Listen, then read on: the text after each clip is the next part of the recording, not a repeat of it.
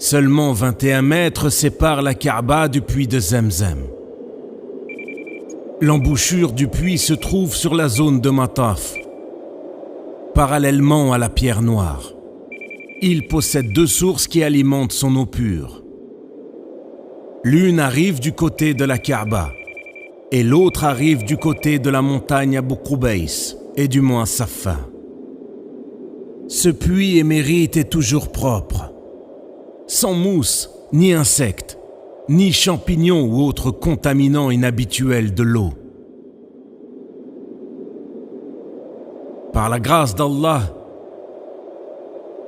l'eau fraîche de Zamzam ne cesse de s'écouler, à raison de 11 litres par seconde au minimum et 18,5 litres par seconde au maximum. Ce qui est étonnant, c'est que ce puits si prolifique se stabilise autour de la Kaaba, sous une profondeur de 31 mètres seulement. Le voyage de l'eau bénie commence par le pompage de l'eau directement du puits, à l'aide de 2 énormes pompes à eau, fonctionnant en alternance 24 heures sur 24.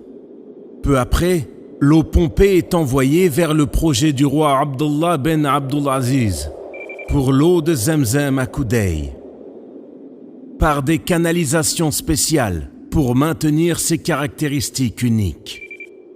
Une eau claire et cristalline est en route vers les cœurs de ceux qui en demandent.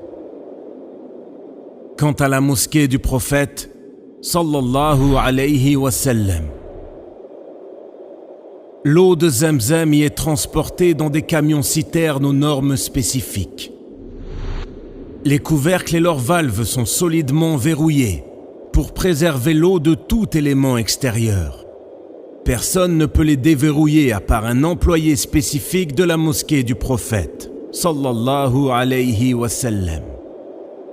Habituellement, 150 000 litres d'eau sont transportés par jour. Mais ce chiffre passe à 400 000 litres par jour pendant les événements religieux.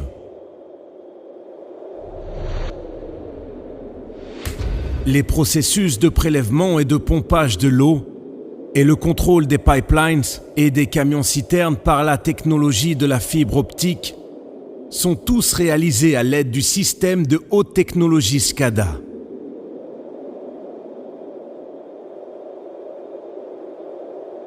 L'eau bénie est fournie